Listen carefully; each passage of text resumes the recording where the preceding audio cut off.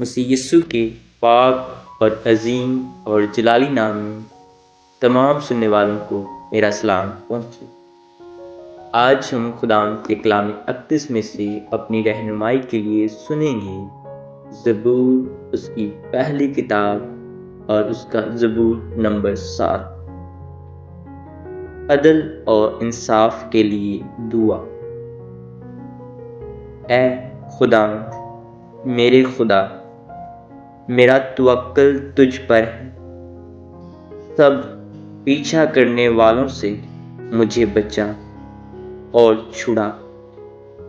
ایسا نہ ہو کہ وہ شیر ببر کی طرح میری جان کو پھاڑے، وہ اسے ٹکڑے ٹکڑے کر دے اور کوئی چھڑانے والا نہ۔ اے خداوند میرے خدا، اگر میں نے یہ کیا ہو، اگر میرے ہاتھوں سے بدی ہوئی ہو، اگر میں نے اپنے میل رکھنے والوں سے بھلائی کے بدلے برائی کی ہو، یعنی بلکہ میں نے تو اسے جو ناحق میرا مخالف تھا بچایا ہے، تو دشمن میری جان کا پیچھا کر کے اسے آ پکڑے، بلکہ وہ میری زندگی کو پاتال کر کے مٹی میں اور میری عزت کو خاک میں ملا دے۔ اے خداوند اپنے قہر میں اٹھ، میرے مخالفوں کے غضب کے مقابلہ میں تو کھڑا ہو جا اور میرے لیے جاگ۔ تو نے انصاف کا حکم تو دے دیا ہے،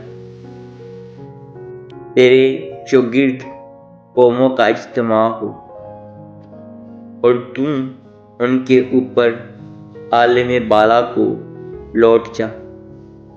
خداوند قوموں کا انصاف کرتا ہے۔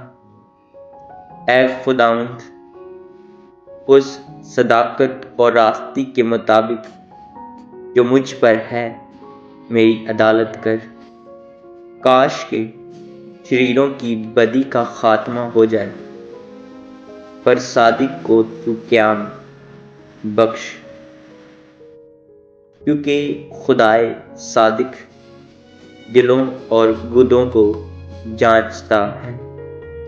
میری سپر خدا کے ہاتھ میں ہے جو راست دلوں کو بچاتا ہے۔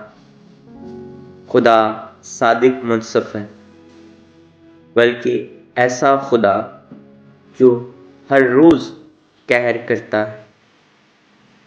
اگر آدمی باز نہ آئے تو وہ اپنی تلوار تیز کرے گا۔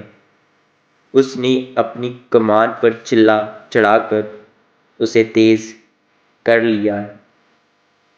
اس نے اس کے لیے موت کے ہتھیار بھی تیار کیے ہیں۔ وہ اپنے تیروں کو آستین بناتا ہے۔ دیکھو اسے بدی کا دردزہ لگا ہے،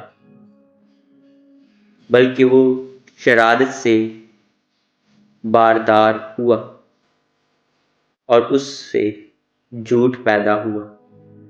اس نے گڑھا کھود کر اسے گہرا کیا اور اس خندق میں جو اس نے بنائی تھی خود گرا۔ اس کی شرارت الٹی اسی کے سر پر آئے گی، اس کا ظلم اسی کی کھوپڑی پر نازل ہوگا۔ خداوند کی صداقت کے مطابق میں اس کا شکر کروں گا اور خداوند تعالیٰ کے نام کی تعریف گاؤں گا۔ خداوند آپ تمام سننے والوں کو بڑی برکت دے، آمین۔